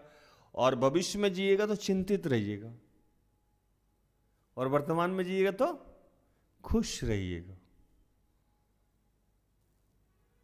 भूत में जिएगा मतलब पास्ट में जिएगा तो क्या हो गया, दुखी। भविष्य में जिएगा तो क्या होगा, चिंतित। और अगर पास्ट में जिएगा तो क्या हो जाएगा, खुश, आनंदित। तो प्रभु कह रहे हैं कि, और जाते जाते समय तो मेरा समाप्त हो गया है, बहुत बोल चुका हूं, अगर आपको किसी प्रकार से पैसा आ जा रहा है, वो आपने अर्न नहीं किया है, पॉइंट टू बी नोटेड, तो वैसे पैसे से कुछ अच्छे मित्र बना लीजिए। बाइबल कहता है जो पैसा आपने अर्जित नहीं किया है और किसी भी माध्यम से अगर आपके पास आ गया है, हो सकता है वो गलत हो सकता है वो सही हो, तो वैसे धन से कुछ मित्र बना लेने चाहिए। जब आपको पद मिले तो कुछ मित्र बना लेना चाहिए। तो आप इसका मतलब धर्मी आदमी। लेकिन पैसा आता है तो एक कहानी जो मैं सुनाता हूं उन लोगों को, वो एक चूहा हीरा निगल गया था, है ना। एक चूहा क्या हुआ, हीरा निगल गया। एक हीरा के व्यापारी के घर में एक चूहा घूम रहा था, हीरा निकल गया। हीरा के व्यापारी ने पूछा कि भैया अब चूहा कैसे पकड़ा जाए, बहुत सारा चूहा है यहाँ। तो एक चूहा पकड़ने वाले को बुलाया गया, वो कुछ किया, अपना कुछ बजाया उजाया, तो चूहा सब इकट्ठा हो गया। वो बोला ये उठा के ये रख लीजिए। पेट फाड़ा गया, हीरा निकल गया। हीरा का व्यापारी उस चूहे पकड़ने वाले से पूछा कि भाई तुझे पता कैसे हुआ कि इसमें पेट में हीरा है? तो बोला ये अकेले खा के एकदम पूरा हिला रहा था। अगर आपको कहीं से अवैध संपत्ति मिल गया है, गुप्त में गाड़े हुए अंधेरे छुपे हुए धन से, तो उस पैसे से अच्छे मित्र बना लीजिए, ताकि उस अच्छे मित्र बनाने का मतलब क्या है कि वो पैसा अगर आप किसी जरूरतमंद के जरूरत पे खर्चा कर रहे हैं या किसी अच्छे मित्रता से मित्रता कर रहे हैं, तो वो पैसा काम आए चाहे नहीं आए, वो इंसान आपके काम आ जाएगा। कुछ दिन पहले एक बच्ची भावना में आके बोली कि हम आपको थैंक यू बोलना चाहते हैं, आप बहुत किए मेरे लिए, क्या करना चाहिए? मैंने कहा सुनो भाई, कुछ नहीं करना, अगर हम किसी दिन मर गए तो उन्नति को देख लेना। ये मेरा बोलना अपने लिए नहीं था, मैं इस बाइबल के इस रूल को जानता हूं कि जब आपने किसी के लिए किया है तो जो दूसरे की खेती सींचता है उसके खेती आप सींची जाएगी। मतलब मैंने किसी और बच्चे का काम किया तो मेरा बच्चा कभी भी जीवन में भूखा, नंगा, गरीब, भीख नहीं मांग सकता। इसकी गारंटी है, मेरे खाते में पैसा हो चाहे नहीं हो, मैं घर बना के जाऊं चाहे नहीं जाऊं, उन्नति का कुछ नहीं हो सकता है। उसका जीता जागता गवाही मैं हूं। मेरे पिता ने कभी भी मुझे कोई पैसा या धन नहीं दिया या जमीन नहीं दिया, सुन भी रहे होंगे, लेकिन उन्होंने लोगों की मदद करी। मां से झगड़ा करके, सबसे झगड़ा करके लोगों की मदद करी। दुकान उनका था, रेडीमेड गारमेंट दुकान था, और उस दुकान को छोड़ के, हालांकि ये गलत है लेकिन मैं उदाहरण के तौर पे दे रहा हूं, दुकान छोड़ के वो किसी गरीब का इलाज कराने जाते थे, निस्वार्थ, कोई उनको फल नहीं चाहिए। उसका फल ये हुआ कि उन्होंने दूसरे की खेती सींची। आज उनके 4 बच्चे हैं, मुझे मिला के चारों बच्चे लेविस लाइफ जीते हैं। घर में 4-4, 5-5 4 व्हीलर है, बाइक की गिनती नहीं है, उन्होंने इसके लिए कुछ नहीं किया है, वो दूसरे के ही खेती सींचते रहे। मैं कब पढ़ा, मैं कब बड़ा हुआ, मेरे किस स्कूल में एडमिशन हुआ, उसका फी कहां से आया, मेरा कपड़ा कहां से आया, ही नेवर नो। उनको कभी कुछ नहीं पता है। मैं उनकी शिकायत नहीं कर रहा। 8 साल की उम्र से मैं घर का राशन, 9 साल से उम्र से, मेरा छोटा भाई अलग स्ट्रगल किया, मैं अलग स्ट्रगल किया, लेकिन आज हमारे घर में किसी भी चीज का अभाव नहीं है और हम सब सुख समृद्धि से रह रहे हैं। चारों बच्चे उनके वेल सेटल हैं और उनका भी मान सम्मान इतना ही है, पलकों पे हम लोग बैठा के रखते हैं उनको। और वहीं हमारे घर के अगल बगल में है वो माँ बाप जो आलीशान बिल्डिंग बनाए हुए हैं और घर वाले बच्चे वालों को पढ़ा पढ़ा के किसी को कहीं भेज दिए, किसी को कहीं भेज दिए। वो माँ बाप आज ज्यादा दुखी हैं, उनके बच्चे आज ज्यादा दुखी हैं, क्योंकि उन्होंने सिर्फ अपने पैसा को और अपने सेटलमेंट को अपना खुदा बना के रखा था। भूषण भाई, तो बाइबल में एक उदाहरण है चतुर भंडारी, लूका 16। Point to be noted. जितने लोग को पास पैसा है किसी भी तरीका से, वो लोग ध्यान से सुने। एक भंडारी को उसके मालिक ने, जो अवैध संपत्ति कमा के काम कर रहा था, उसने अपना कैशियर रख रखा था। भंडारी मतलब भंडार का लेखा जोखा रखने वाला, जो कुछ दिन पहले हमारे आदरणीय भूषण विलुंग थे, बोरा की गिनती करते हुए भंडारी भूषण, है ना। तो भंडारी उसी को बोलते हैं भूषण भाई। तो भंडारी को पता हुआ कि मेरा बॉस तो वैसे भी करप्ट है, कैसे भी धन अर्जित किए हुआ है, तो इसको पावर मिला था। अब इसको जब पावर मिला तो इसको बोला आपका नौकरी जाने वाली है। तो इसने क्या किया, पढ़िए भूषण भाई।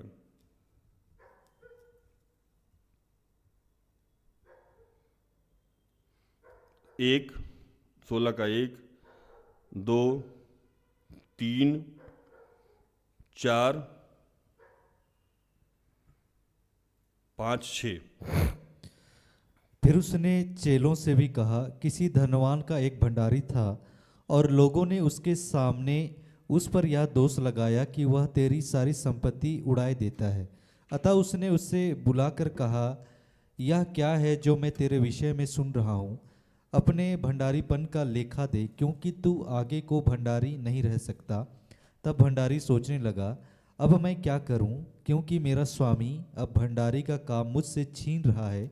मिट्टी तो मुझसे खोदी नहीं जाती और भीख मांगने में मुझे लज्जा आती है। मैं समझ गया कि क्या करूंगा, ताकि जब मैं भंडारी के काम से छुड़ाया जाऊं तो लोग मुझे अपने घरों में ले लें। तब उसने अपने स्वामी के देनदारों को एक एक करके बुलाया और पहले से पूछा, तुझ पर मेरे स्वामी का कितना कर्ज है? उसने कहा, 100 मन तेल। तब उसने उससे कहा, अपना खाता बही ले और बैठकर तू 50 लिख दे। नहीं समझ में आया होगा, मैं समझा रहा हूं। एक भंडारी था जो उसका सेठ था, जो ब्याज पे पैसा देता था, धन संपत्ति देता था पुराने जमाने में। आज भी यही चीज है। तो उसका सेठ बोला कि तुम्हारे ऊपर कंप्लेन है भैया, अब तुमको निकालने वाले हैं, तुम अपना हिसाब क्लोज करो। तो सोचा कि अब तो हम तो भैया लिखने पढ़ने वाले आदमी हैं, हिसाब किताब करने वाला कौन था? लिखने पढ़ने वाला आदमी। तो हमसे तो खेत जोता नहीं जाएगा, मजदूरी किया नहीं जाएगा, तो हम कुछ लोग क्यों नहीं बना लें? क्योंकि धन तो मेरा है नहीं, धन तो इसी का है और ये तो करप्शन से पैसा लूटे हुआ है, तो लोग बना ले। तो कैसे लोग बनाए? तो वो क्या किया कि हिसाब अकाउंट्स क्लोज करने से पहले वो किसी को बुलाया, बोला, अंशु तुम कितना पैसा ली थी या कितना चावल ली थी? तो अंशु बोली कि हम 100 कुंटल चावल लिए थे। तो एक काम करो, इस बही में 100 से एक सोना काट देते हैं। अब कितना तुम्हारे यहाँ उधार है? 10, है ना। इसी तरीका किसी को बुलाया, तुम कितना बोरा चावल? तो 1000। तो वो क्या किया, उसमें से 2 सोना हटा दिया। अब तुम्हारे पास कितना है? तो 100। ऐसे ही करके वो सब लोगों का मैनेज कर दिया, है ना। क्यों मैनेज कर दिया? और जाके हिसाब क्लोज कर दिया। अब हुआ क्या कि जब वहां से वो निकला तो जिन जिन लोगों का हिसाब में वो बैलेंस ठीक किया था, वो लोग क्या किया, उसको अपने घर रख के खिलाने लगा, मदद करने लगा। उसके जरूरत पे वो क्या हुआ, खड़ा हो गया। इसको कहते, वहां प्रभु क्या बोला, हे मूर्ख, है ना। जो पैसा इकट्ठा कर रहा है उसको क्या बोला प्रभु, क्या बोला रश्मि उसको, हे मूर्ख, अकाउंट में पैसा डाल रहा है, इस बैंक से उस बैंक में ट्रांसफर कर रहा है ना, शेयर कैसे बढ़ेगा घटेगा, ऐसे लोगों को क्या बोला जाता है सिन्हा जी, हे मूर्ख, है ना। और यहां जो उड़ा रहा है पैसा उसको क्या बोला जा रहा है, सो सुनो,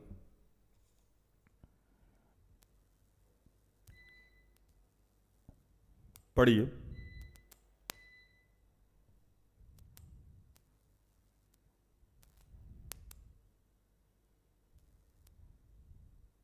आठ और 9। स्वामी ने उस अधर्मी भंडारी को सराहा कि उसने चतुराई से काम किया है, क्योंकि इस संसार के लोग अपने समय के लोगों के साथ रीति व्यवहारों से ज्योति के लोगों से अधिक चतुर हैं। और मैं तुमसे कहता हूँ कि अधर्म के धन से अपने लिए मित्र बना लो, ताकि जब वह जाता रहे तो वे तुम्हें अनंत निवासों में ले लें। बड़ी खतरनाक बात यहां कहा गया कि एक तो कहा कि बहुत अच्छा है, कैसे भी तुम्हारे पास धन तो आया, इसको तो तुमने नहीं कमाया था, तो इससे तुम अपने लिए लोग खड़ा कर लिए, क्योंकि यहां लोग संसारिक है और तुम ज्योति की संतान हो, तो ज्योति के संतान से ज्यादा बुद्धिमान जो गैर विश्वासी लोग है, वो लोग का दिमाग बहुत चलता है। तो वो लोग को जीतने के लिए जब तुम्हारे पास धन आए, पावर आए, तो क्या करो कि उन लोगों पे अपना ऑरा छा दो। तब जब वहां बाहर जाओगे तब वो आपका सम्मान करेंगे। यही बात एक विश्वासी समझ नहीं पाता है। कई बार हमारे पास विश्वासी लोग आते हैं और किसी खास जाति धर्म के लोग आते हैं, कहते हैं भैया मेरा सम्मान नहीं हो रहा। कैसे नहीं हो रहा? तो आपको अपने आप को प्रेजेंट करने नहीं आता, आपको अपने आप को बेचने नहीं आता है। और जो ज्योति की संतान नहीं है, जो गैर विश्वासी है, उसको अपने आप को बेचने आता है। वो अपने आप को ऐसे प्रेजेंट करता है कि आप हिल जाते हैं, डर जाते हैं, अरे ये कौन है। बेशक उसके अकाउंट में 1 रुपया नहीं और आपके अकाउंट में करोड़ों रुपया है, लेकिन आप वहां खड़े नहीं हो सकते। सारा खेल प्रेजेंटेशन का है। इसीलिए उसको वहां चतुर भंडारी बोला। वहां एक आदमी जो धन को रोक रहा है उसको मूर्ख बोल रहा है बाइबल, और यहां एक को चतुर भंडारी बोल रहा है कि तुमने अच्छा किया, इसी से तुम ज्योति की संतान हो और तुम्हारा प्रेजेंटेशन इसी माध्यम से अच्छा हो गया और इसी माध्यम से तुम लोग को अपना बना लिए। हमारे विश्वासी भाई बहन लोग ना खिलाना चाहते हैं, ना खर्चा करना चाहते हैं, एकदम दबा के रखे हुए हैं। ना पहनना चाहते हैं, ना पहनेंगे, ना खाएंगे, ना खिलाएंगे, है ना। लोग बन ही नहीं रहा आपका। तो आप ज्योति के संतान होके भी, आप विश्वासी होके भी दबे हुए। दुकानदार भी हड़का, ट्रायल नहीं देंगे, बार बार बदलने आ रहा है। मैं देखा हूं, अपने सामने देखा हूं। और वहीं दूसरा कोई जाता है, ट्रायल नहीं देगा, हाँ सर लेके जाइए। It's all about presentation. अगर आप प्रभु के प्रज्ञा से चल रहे हैं, प्रभु का दिमाग खोलिए, पैसे का इस्तेमाल, पैसा को उड़ाइए, यूं कीजिए। मतलब अब मैं दारू वारू पीने के लिए नहीं कह रहा हूं। एक जगह एक वचन पढ़िए, फिर आपको समझ में आएगा। 24 नीति वचन 11 का 24।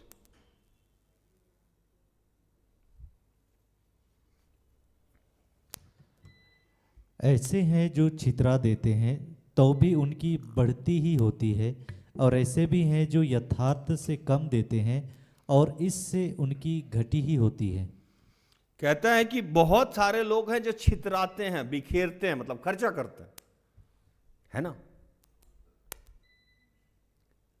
छितराते हैं, बिखेरते हैं, उनको कोई घटी उनके पास होता है। और ऐसे लोग हैं जो यथार्थ से, जरूरत से कम खर्चा करते हैं, एकदम दबा के रखते हैं, वो भी घटी में रहते हैं। भूषण भाई, ये तो उल्टा से, बाइबल तो उल्टा पढ़ा रहा है।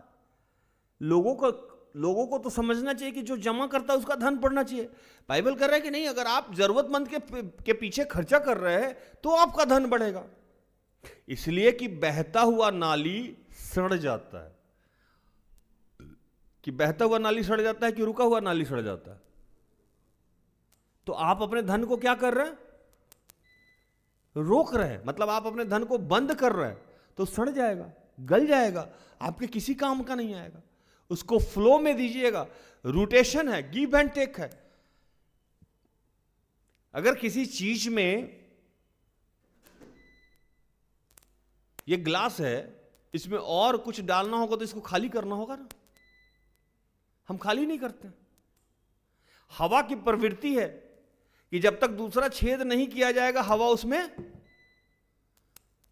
कभी देखे हैं किसी को पानी चढ़ते हुए? दो रास्ता बनाया जाता है, एक निकलने वाला, एक पिन मारा जाता है, तब सर्कुलेशन होता है। आप एक ही रास्ता बनाए हुए कह रहे हैं बढ़ नहीं रहा, आप छितराना ही नहीं जानते। एक तो आपने पैसा को खुदा बना रखा है, इसलिए आप खुदा को छोड़ ही नहीं रहे, कहीं कहीं चला गया चला गया चला गया, तो बाद में तो हम गरीब हो जाएंगे, हमको कोई पूछेगा नहीं। नहीं दोस्तों, आप ज्योति की संतान है, जितना बिखेरिएगा उतना मान सम्मान बढ़ेगा। अपने लाइफ स्टाइल को थोड़ा इंप्रूव कीजिए, समाज में जाइए, बैठिए उठिए, रहन सहन का तरीका बदलिए, खाने पीने का दबा के मत रखिए। एक जगह बाइबल में लिखा है कि जो दान देता है, ये गिफ्ट करता है, क्या करता है भूषण में? गिफ्ट, भेंट देता है, वो बड़े बड़े लोगों से, राजा से उसकी दोस्ती हो जाती है। जो भेंट देता है उसकी दोस्ती किससे हो जाती है? राजा से। मतलब आप किसी को भेंट देके अपना बना सकते हो, तो खर्चा ही करने, कोई आदमी खर्चा नहीं करना चाहता है। कोई आदमी, आप बड़ा बड़ा लोग आपका कैसे होगा? मैं जब रांची में आया, मैं अपनी बात बता रहा हूं, 8-9 की बात है, मुझे कोई नहीं जानता था, और तब भी मेरे पास पैसा नहीं था, अब भी मेरे पास पैसा नहीं है अकाउंट में। मेरे अकाउंट में नहीं है, मेरे बाबूजी के अकाउंट में भर भर के है। मेरे पिताजी कौन है? ईश्वर है। तो वो जब से जरूरत होता है भेज देते हैं, इसलिए मैं रिलैक्स रहता हूं कि मेरे अकाउंट में है चाहे नहीं है, उसके अकाउंट में है ना, उसके अकाउंट में जो है वो मेरा है, जो मेरे पिता का है, वचन क्या लिखा हुआ है वो मेरा है ना। तो यहां के जितने भी टॉप क्लास के लोग थे, मैं अपनी राज बताता हूं, उनसे मेरा उठना बैठना था। उनको कभी समझ में ही नहीं आया कि मैं गरीब हूं, मेरे पास पैसा नहीं है। मैं जब मकान लिया तो A1 लिया, रहना शुरू किया तो E1 शुरू किया, खाता हूं तो A1 खाता हूं, घूमता हूं तो अच्छे गाड़ी से घूमता हूं। मैं जब जिम ज्वाइन किया तो गोल्ड जिम ज्वाइन किया। बताइए, किसी के अकाउंट में 15,000 रुपया हो, जाके उस गोल्ड जिम वाले को दे दे। तो मेरा जो सर्किल है वैसे ही लोगों से बनता गया। किसी के बेटे का जन्मदिन है तो 1,000 रुपए का गिफ्ट दे रहा है, किसी के बेटी का जन्मदिन है तो जा रहा है। सर्किल मेरा क्या हुआ? मैं कभी डरा ही नहीं कि कल क्या होगा। पैसा बचाओ, घर खरीदना है, गाड़ी खरीदना है, बंगला खरीदना है, बचाओ बचाओ बचाओ बचाओ। मैं कभी किया नहीं। वो चतुर भंडारी वाला जो था, जहां से आया खर्चा करो यार। मेरे पिता के अकाउंट में बहुत पैसा है, मैं छितारता रहा, बिखेरता रहा, प्रभु देता रहा। आप बंद नाली की तरह पड़े हुए हैं। पहला तो आपने उसको खुदा बना रखा, आपको लगेगा कि छूट जाएगा तो पता नहीं मर जाएंगे, तो खुदा ही है, उसी के भरोसे आप जिंदे हो। आप कहते हो कि ईश्वर पे विश्वासी है, आपका विश्वास घर पे है, आपका विश्वास नौकरी पे है, आपका विश्वास गाड़ी पे है, आपका विश्वास सेटलमेंट पे है, तो आप विश्वासी कैसे हो? आपने तो शैतान को सलाम कर रखा है। अगर इन चीजों पे आपको विश्वास नहीं है, आपको ईश्वर पे विश्वास है, आप तो निडर हो, उसके खर्चा करते, घूमते, जी लेते। अरे भैया जी लो, कुछ नहीं है ना। और आखिरी में एक वचन जानना जरूरी था, आप लोग बहुत समय लिए। एक वचन ये भी पढ़ लीजिए, भूषण भाई, नर्क भी जाता है धनवान लोग, है ना। याकूब 5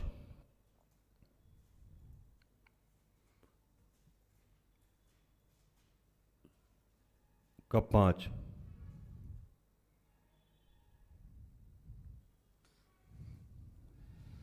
तुम पृथ्वी पर भोग विलास में लगे रहे और बड़ा ही सुख भोगा। तुमने इस वध के दिन के लिए अपने हृदय का पालन पोषण करके उसको मोटा ताजा किया। अब आप धन बचा रहे हैं और अपने में सिमट के अपने आप को मोटा ताजा कर रहे हैं, तो प्रभु कह रहा है कि आप उस बकरे के समान हैं जो बलि के लिए अपने आप को तैयार करता है।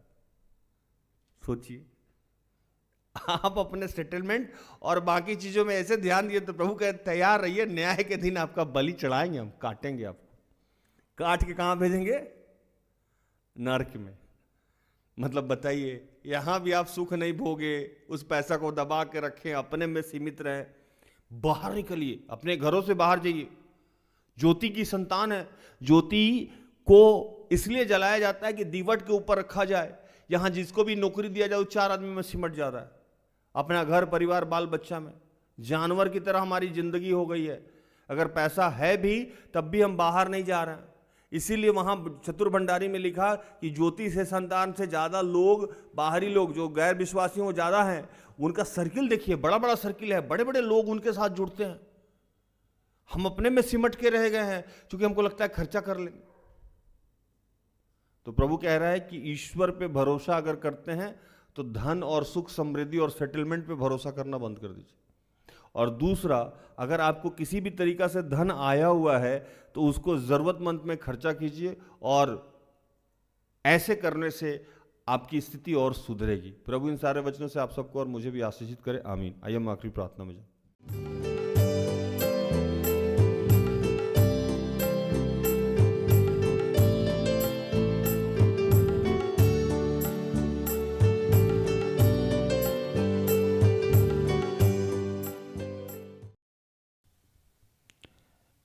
आइए हम प्रार्थना करें।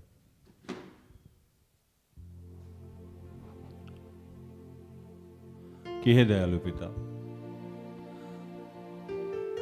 आज यीशु की तरह हम भी इनकार कर रहे हैं। हमने आपको अपना स्वामी माना, हमें धन संपत्ति सेटलमेंट इन सब से ऊपर उठ के आपको चाहते हैं प्रभु, आपको सजदा करते हैं, आपको सलाम करते हैं।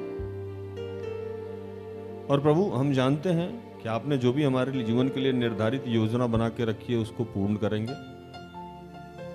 हम जानते हैं प्रभु कि दुनिया में 2 रास्ते हैं, एक सकड़ा है, एक चौड़ा है। हम चौड़े मार्ग से नहीं, हम सकड़े मार्ग से जाना पसंद करते हैं प्रभु।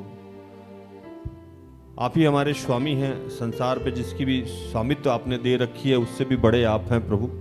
आज हम उन तमाम चीज़ों को इनकार करते हैं और आज अपनी सारी चिंताओं को आपको समर्पित करते हैं प्रभु। हम सबको यह सामर्थ्य दे कि हम निरंतर आपकी आराधना करें, प्रार्थना करें और आपके मार्ग में चलें।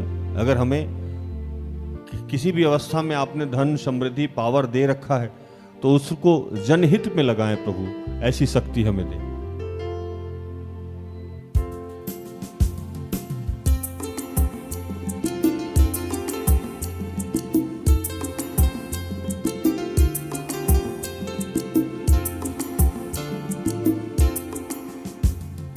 दुनिया में दुई को डर कौन डर जाबे, दुनिया में दुई को डर कौन डर जाबे। स्वर्ग जाबे कि नरक जाबे, स्वर्ग जाबे कि नरक जाबे। दुनिया में दुई को डर कौन डर जाबे, दुनिया में दुई को डर कौन डर जाबे। स्वर्ग जाबे कि नरक जाबे, स्वर्ग जाबे कि नरक जाबे। कि हे पिता, जितने बीमार लोग हैं मैं उनके लिए प्रार्थना करता हूँ, जितने बेरोजगार हैं उनके लिए, जिनके पारिवारिक कोई समस्या है उनके लिए प्रार्थना करता हूँ, जो अन्य कोई प्रार्थना चाहते हैं, जो विवाह के लिए इच्छुक है, जो कर्ज से परेशान है, जो पेंशन से के लिए इच्छुक हैं प्रभु, उन सब के लिए प्रार्थना करते हैं। और विशेषकर आज उन तमाम भाई बहनों के लिए प्रार्थना करते हैं जो आर्थिक तंगी में हैं, कर्ज में हैं, और जो धनी हो गए हैं लेकिन धन को अपना स्वामी मान लिया है प्रभु, उनके लिए प्रार्थना करते हैं।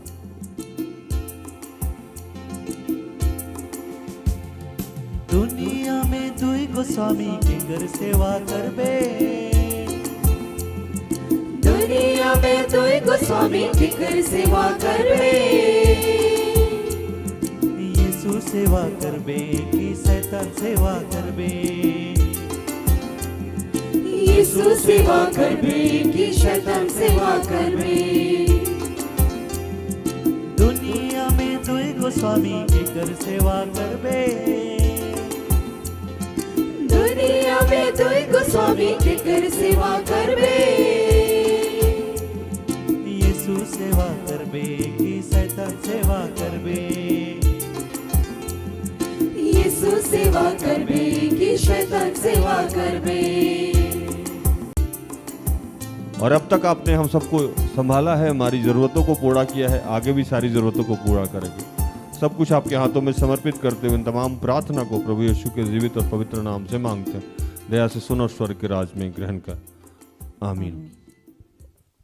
तो धन्यवाद, प्रभु आप सबको आशीष दे। आशा करते हैं कि आज की प्रार्थना से, आराधना से, वचनों की उद्घोषणा और अंतिम प्रार्थना से प्रभु ने आप सबको स्पर्श किया होगा। प्रार्थना परिवार निरंतर आपका आभारी है कि आप हमारे साथ हैं, हमारा सहयोग करते हैं। आज के लिए इतना ही, कल हमारी आपकी फिर से मुलाकात हो जाएगी। तब तक के लिए स्वस्थ रहें, सुरक्षित रहें, सरकारी नियमों का पालन करें, प्रभु के आदेश का पालन करें। जैसा मैं रोज कहता हूं कि हम सब में बहुत सारी दुर्बलताएं हैं, कृपया हमें क्षमा करें और हमारे लिए प्रार्थना करें। प्रार्थना तो परिवार, अगर आपके किसी भी काम है तो कृपया हमें संपर्क करें, हम सब अपने आप को धन्य समझेंगे। प्रभु आपको आशीष दे। जय यीशु, यीशु सहाय, praise the lord, good night, good bye. सारे दिल से, सारे मन से